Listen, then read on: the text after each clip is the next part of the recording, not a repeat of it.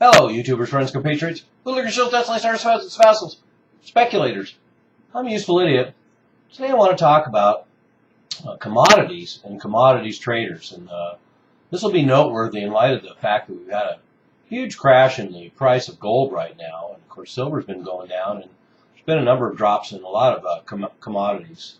So, and this coincides, interestingly, with a new report that's come out from the Financial Times. And I want to, first of all, dedicate this video to Deb Truth, because she, of course, has predicted all along that there would be commodities bubbles bursting, and gold being one of them. And it seems like her line of thought is certainly being redeemed now. And so I want to talk about the new information that's come out in this report, and then give you a little background on why we have this commodities trading boom. And we'll also give some information on why they're a bust. So anyway, this review by the Financial Times came out and pointed out that commodities traders made $250 billion in profits over the last decade, the last 10 years, from 2003 to 2013. And this net income of the largest trading houses surpasses the combined profits of Goldman Sachs, J.P. Morgan, and Morgan Stanley. It's more profits than a company like GE. It's more profits than the combined profits of Toyota, Volkswagen, Ford, BMW, and Renault. So this is big, big money, and this is a very recent phenomenon, essentially since the year 2000. And a good point, in fact, is that in the year 2000, commodities traders made a mere $2.1 billion in profits. And by 13 years later, they increased that to $250 billion in profits, a considerable expansion. And what these traders did was rode the commodity supercycle caused by the industrialization of China and other emerging economies. And the supercycle not only boosted commodities trading volumes, but also added to other investments that these traders had in oil fields, mine, and farmlands.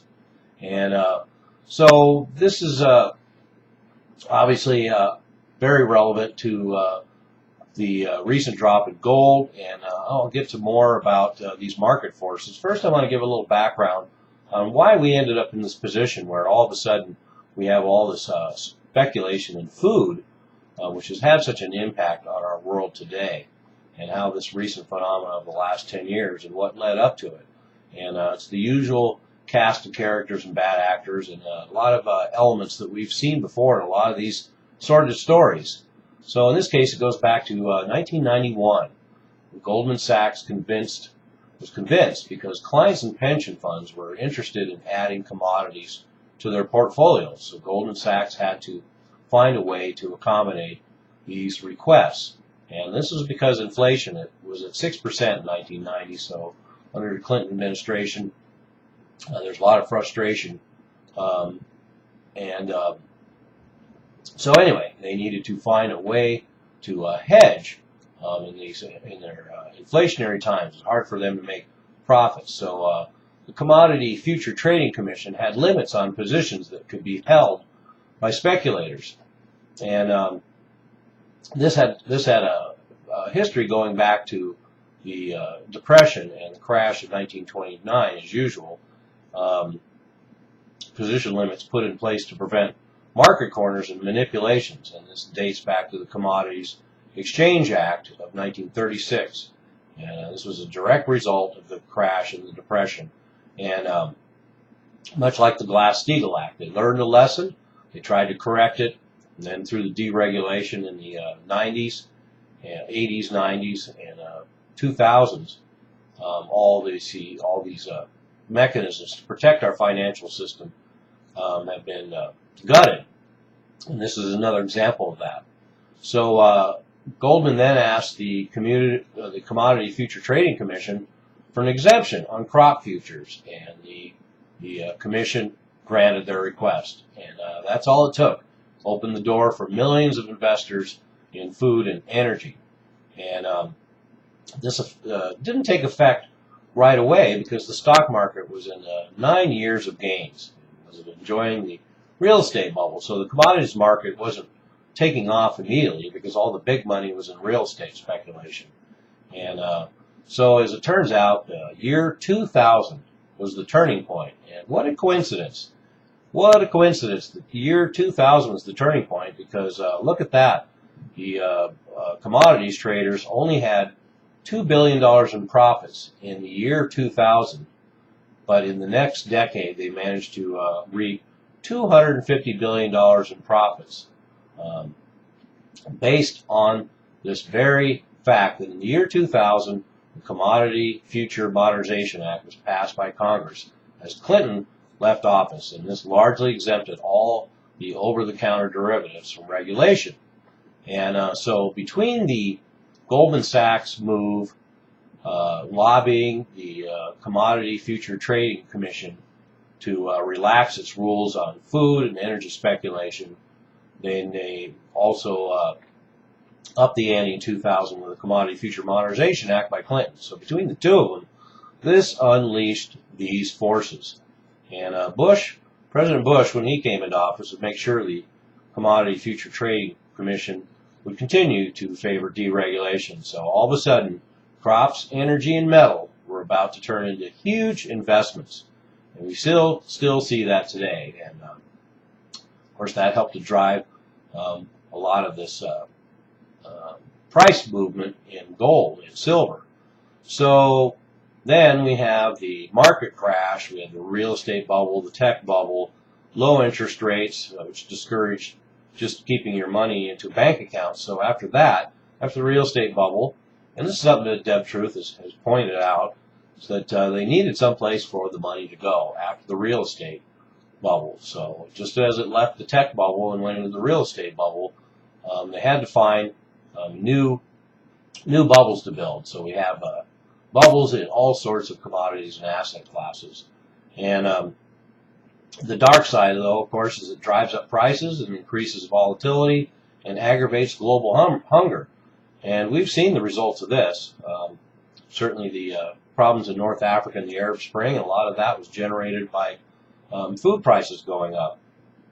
And this has antagonized the global situation with Brazil, Russia, India, China, and South Africa all complaining about prices because of this speculation. And of course, all this QE is not exactly helping either, because the Fed, QE, and central banks worldwide, QE, and Japan, all that money has to go somewhere. A lot of it goes into these asset class bubbles. And of course, the real interesting thing when you look at the details too is to find out that Goldman Sachs is the one that basically got this commodity speculation, food and energy going. In lobbying in the 90s. By the year 2000, the gates were unleashed, and look who's the head of the Commodity Future Trading Commission now under the Obama administration, Gary Gensler, who spent 18 years at Goldman Sachs. So we come full circle once again. And what do you think he's going to be doing about commodity speculation and derivatives? And I don't really need to point out the fact that in the year 2000, and that turning point in commodity speculation, we also had the Commodity Future Modernization Act passed by Congress and Clinton, and this legislation that largely exempted over-the-counter derivatives from regulation. And I don't need to remind anyone that that is also at the heart of our economic collapse. So it unleashed a few demons, and one of them was the food and energy speculation, when one was unregulated speculative market and all these exotic financial instruments, which, of course, Bill Clinton came to say he regretted supporting that later, but only after he saw the results. And frankly, I have no reason to believe he feels bad about that, because I'm sure he made a lot of money off of that. So now we find ourselves in this position where we have this panic in gold. So every part of what's going on is there's some market movements, but part of it is just sheer panic. And personally, I think there's some moves going on by some of the big players, including the central banks, in order to deflate this gold bubble. And frankly, it's going to give a great buying opportunity for the central banks, for one thing. And then there's also talk that a lot of the Eurozone countries are going to be solving their problems by selling gold. And Cyprus could be a precedent, although they deny it now, which is all the more reason to believe they're going to do it. And then these other countries like Spain and Italy and other countries that are coming up to bat for bailouts may end up coughing up gold. So we're going to have a lot of gold on the market, but in the long term, it will recover because that's the cycle for gold. But all these other commodities, we're going to continue to see this volatility and these bubbles bursting, and they know it's happening. And that's why we find that treasuries are looking better again, and bond yields are looking good, and we have lower commodity prices, and there's no reason not to believe that all this stuff is tied together. And the Dow sell-off today at 265 points, ostensibly because of the contraction in China. But we've seen this contraction for a while, so I think it's a combination of the Fed talking about easing off on QE in a matter of a couple of months, the China contraction, and then the panic and the gold sell-off. So these things all feed off each other. It's spooking the herd. And needless to say, there's a lot of other forces in play to cause this collapse in commodities and these bubbles to burst, and that's all these deflationary forces are coming into play to the point where they can't brush it under the carpet and ignore it anymore, and that includes the U.S. and the Eurozone. So we're seeing this pullback, and the global contraction is going on, and China made that abundantly clear. The Eurozone problems continue, and Cyprus and other problems coming up in Slovenia and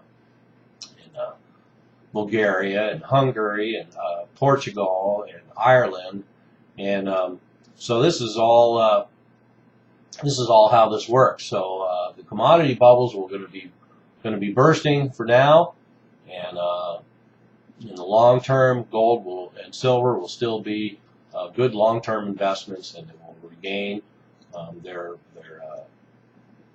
high prices at some point. I'm not going to speculate at what point that will be, but in general, we're seeing this collapse right now. They made their money, and now the commodities traders are going to have to find other areas to put this money into, and this will have to keep going because other asset bubbles and commodities bubbles will probably have to be created. I mean, we've got a student debt loan bubble going on. We have another real estate bubble actually being created with easy loans and easy terms. And so anyway, so there we have it. For the time being, the getting was good, and commodities traders took advantage of that window to generate $250 billion worth of profits in the last 10 years. And this continued volatility will only feed into them some more because, as always, prices don't necessarily have to go up for these kind of investors and players to make money. I'm a useful idiot. Don't you be one too.